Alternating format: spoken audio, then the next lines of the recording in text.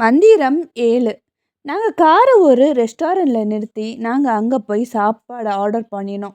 எனக்கும் தியா பாப்பாவுக்கும் உடம்பு சரியில்லாததுனால நாங்கள் சிக்கன் சூப் ஆர்டர் பண்ணினோம்.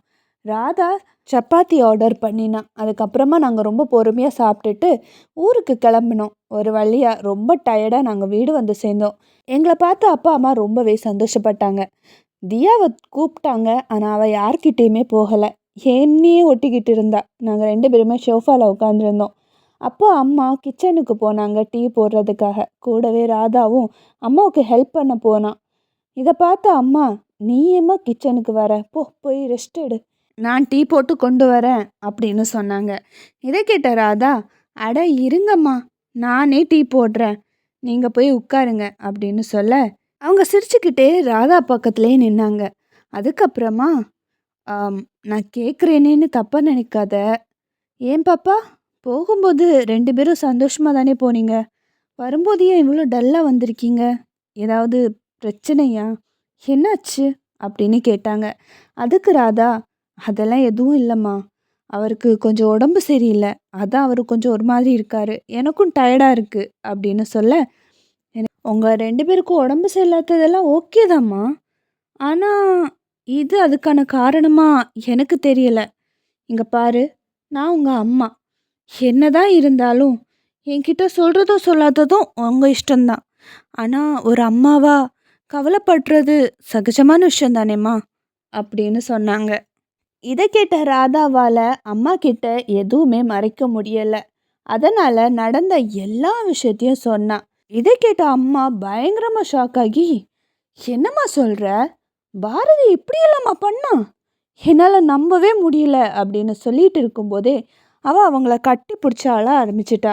அம்மா, இனிமேல் சஞ்சீவை என்னால் பார்க்கவே முடியாதும்மா, நான் 10 மாதம் சுமந்து பெற்ற புள்ளாவேன், அட்லீஸ்ட் என் கண்ணு முன்னாடி இருக்கான்னு தான் நான் சந்தோஷப்பட்டேன். இனிமேல் அது கூட இல்லைல்லம்மா, என்னால் முடியலம்மா, எனக்கு ரொம்ப கஷ்டமாக இருக்குது அப்படின்னு சொல்லி கதறி கழுதி அழுதா. அம்மா அவளுக்கு சமாதானம் சொன்னாங்க. அதுக்கப்புறமா டீ போட்டு எங்ககிட்ட கொண்டு வந்து தந்தாங்க. அதுக்கப்புறமா எனக்கு என்ன ஆச்சுன்னே தெரியலை, அம்மாவை கட்டி பிடிச்சி எனக்கே தெரியாமல் நான் நல்லா அழ ஆரம்பிச்சிட்டேன். அம்மாவுக்கு மனசு உடஞ்சி போச்சு. அவங்க எனக்கு ஆறுதல் சொன்னாங்க. அதுக்கப்புறமா டீ சாப்பிட்டு ஃப்ரெஷ்ஷப்பெல்லாம் ஆகிட்டு யூடியூப் கம்யூனிட்டி டேக்கில் நாளைக்கிலேருந்து வீடியோ வரும் அப்படின்னு ஒரு போஸ்ட் போட்டேன். அதுக்கப்புறமா போய் படுத்தேன். ஏன்னா எனக்கு உடம்பெல்லாம் பயங்கரமாக வலிக்க ஆரம்பிச்சிடுச்சு. என்னை ஷூட்டிங் பண்ணுற அளவுக்கு என் உடம்புல தெம்பு இல்லை. மறுபுறம் ரொம்ப தூரமாக மேகங்களுக்கு நடுவில் ஒரு அழகான கோட்டை இருந்தது. அந்த கோட்டையை சுற்றி ஒரு பெரிய தோட்டம் இருந்தது. அங்கே எல்லாமே ரொம்ப பெருசாக இருந்தது. நம்ம ஊரில் பூக்கிற சின்ன சின்ன ரோஜா பூ கூட அங்கே ரொம்ப பெருசாகவே இருந்தது. பூமியில் விளையிற மாம்பழம் ஒரு அழகான சைஸில் அழகாக குட்டியாக இருக்கும். ஆனால் அங்கே ஒரு 10 பேர் சாப்பிட்ற அளவுக்கு ஒரு மாம்பழமே ரொம்ப பெருசாக இருந்தது. அது மட்டும் இல்லாமல் அங்கே கிடைக்கிற மாம்பழம் ரொம்ப ருசியாகவும் இருந்தது. அப்படிப்பட்ட அந்த அழகான தோட்டத்தில் நிறைய தேவதைகள் வேலை பார்த்துட்டு இருந்தாங்க. அந்த இடம் பார்க்கவே செம்மையாக இருந்தது. ஆமாம், அந்த இடத்தோட பேர் தேவதை லோகம்.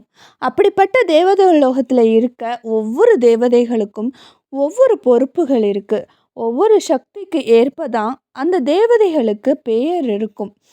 அப்படிப்பட்ட தேவதை லோகத்தோட இளவரசி தான் பொம்மி. ராணி தேவதைக்கு அப்புறமா எல்லா தேவதைகளோட சக்தி இருக்க ஒரே பொண்ணுனா அது இந்த பொம்மி தான். அது மட்டும் இல்லாமல் அவளுக்கு பொம்மின்னு பேர் வந்ததுக்கு காரணமே, அவள் நினச்சா யாரை வேணாலும் பொம்மையை மாற்ற முடியும். அவள் நினைக்கிற மாதிரி, அவள் நினைக்கிற சைஸில். இப்போது ஒரு மனுஷன் அவளால் டெடிபேரை மாற்ற முடியும், அதே நேரத்தில் குரங்கு பொம்மையை மாற்ற முடியும். அந்த மாதிரி நிறைய சக்திகள் அவளுக்கு இருக்குது. அதனால தான் அவளுக்கு பொம்மி அப்படின்னு பேர் வச்சுருக்காங்க. இங்கே இருக்க ஒவ்வொரு தேவதைகளுக்கும் ஒவ்வொரு பொறுப்பு இருக்கும், ஒவ்வொரு சக்தி இருக்கும். சக்திக்கு ஏற்பதான் பெயரும் இருக்கும். கூடவே இங்கே இருக்க சில தேவதைகளுக்கு ட்ரைனிங் கொடுக்கறதுக்காக இங்கே சில தேவதைகளும் இருக்காங்க.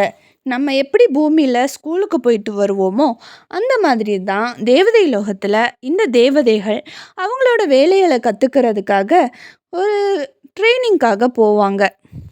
ஆனால் யாராவது அவங்க சக்தியை தப்பாக பயன்படுத்தினாங்க அப்படின்னா அந்த சக்தி இளவரசி பொம்மி இல்லை ராணி அழகு தேவதை 2 பேரால் ஒருத்தருக்கு ஒருத்தர் மொத்தமாக எடுத்துக்க முடியும். அதுக்கப்புறமா அந்த தேவதைகளுக்கு தண்டனை கொடுக்கப்படும். அந்த தண்டனை சாதாரணமாக இருக்காது, ரொம்பவே மோசமாக இருக்கும். அந்த தண்டனைக்கு பயந்து அங்கே இருக்க எந்த ஒரு தேவதையும் தப்பு பண்ணுறதுக்கே பயப்படுவாங்க. அந்த தண்டனை சக்திகளை தப்பாக பயன்படுத்துகிறவங்களுக்கு மட்டும் இல்லை, தேவதை லோகத்தோட விதிமுறைகளை பின்பற்றாமல் இருக்கிற தேவதைகளுக்கும் அந்த தண்டனை உண்டு. அந்த தண்டனையோட பேர் சொன்னாலே அங்கே இருக்க எல்லா தேவதைகளும் நடுநடுங்குவாங்க. அந்த அளவுக்கு அது ரொம்பவே மோசமான தண்டனையாக சொல்லப்பட்டுச்சு. இப்போ ஒரு பாசிட்டிவ் சைடு அப்படின்னு ஒன்று இருந்ததுன்னா கண்டிப்பாக நெகட்டிவ் சைடுன்னு ஒன்று இருக்கும். ஆமாம், தேவதை லோகத்தோட ஒரு நெகட்டிவ் சைடு தான் இருள் லோகம். இந்த இருள் லோகத்தோட ராணி தான் இருள் தேவதை. இருள் தேவதைக்கு பெருசாக தேவதைகள் யாருமே உதவி செய்ய மாட்டாங்க. அதனால பல சூனியக்காரியங்களை யூஸ் பண்ணி பூலோகத்தில் இருக்க நல்ல பசங்களை எதானாச்சும் பண்ணுறதே வேலையாக வச்சுருப்பாங்க இந்த இருள் தேவதை. இவங்க கிட்ட இருந்து அந்த பசங்களை காப்பாற்றுறது தான் இங்கே இருக்க தேவதைகளோட வேலை. அது மட்டும் இல்லாமல் ரொம்ப முக்கியமாக பியூர் பிளட் அப்புறம் பியூர் ஹார்ட் இருக்க நம்ம ஹீரோ கிருஷ்ணாவுக்கு அதிகமான ஆபத்து இவங்களால் வரக்கு வாய்ப்பு இருந்தது. அதனால் அந்த ஃபேமிலியை ரொம்ப கஷ்டப்பட்டு தேவதை லோகத்தில் இருக்க ஒவ்வொரு தேவதைகளும் பாதுகாத்துட்டு வராங்க. இந்த இருள் தேவதை அழகு தேவதைக்கும் சண்டை ரொம்பவே பெருசாக நடந்துக்கிட்டே தான் இருந்தது. எப்போவுமே போர் நடக்கும். அது மட்டும் இல்லாமல் தேவதை லோகத்தில் நடக்கிற போரில் எல்லா தேவதைகளும் பங்கெடுப்பாங்க. ராணி தேவதைக்கு உதவி பண்ணுவாங்க. அதனாலேயே இருள் தேவதையால் தேவதை லோகத்தை எதுவுமே பண்ண முடியாமலே இருந்தது. அதனால் புதுசாக ஐடியெல்லாம் போட்டு தேவதை லோகத்துக்கு வருவா. இப்போ அவங்களுக்கு பியூர் பிளட் அது மட்டும் கிடையாது, அதிசக்தி இருக்க குழந்தையையும் அவங்களுக்கு பாதுகாக்கிற ஒரு பெரிய பொறுப்பு இருந்தது. அவங்க அழியக்கூடாது. அவங்க அழிஞ்சா மிகப்பெரிய பிரச்சனைகளில் பூலோகம் வரும். சொல்லப்போனால் இந்த தேவதை கிட்டேருந்து அவங்கள காப்பாற்றுறதுக்காக தான் அதிசக்தி குழந்தைய பூலோகத்தில் ஒரு பேரண்ட்டுக்கு அனுப்பி வச்சுருக்காங்க. அது மட்டும் இல்லாமல் அவங்கள கண்டுபிடிக்கிறதுக்காக தான் இப்போது இருள் தேவதை சுற்றிக்கிட்டு இருக்கா. அதனால் அந்த குழந்தைய கண்டுபிடிச்ச தேவதைகள் அவங்களுக்கு பாதுகாப்பு கொடுக்க ஆரம்பித்தாங்க. அவங்கள சுற்றி பாதுகாப்பு வளையமும் போட்டிருந்தாங்க. அதனால் அவங்களால சீக்கிரமாக அவங்கள கண்டும் பிடிக்க முடியாது, அவங்களுக்கு ஆபத்தையும் கொண்டு வர முடியாது. மறுபுறம் நான் நல்லா தூங்கிட்டு இருந்தேன். திடீர்னு எழுந்து பார்த்தா என் மேலே படுத்துக்கிட்டு என்னை தட்டி தூங்க வச்சுக்கிட்டு இருந்தான் என்னோட குட்டி பையன் ஷான். அவனை பார்த்து சிரிச்சுக்கிட்டு கையில் தூக்கிக்கிட்டேன். என்னடா செல்லம், அப்பாவை தூங்க வைக்கிறீங்களா அப்படின்னு நான் கேட்டேன்.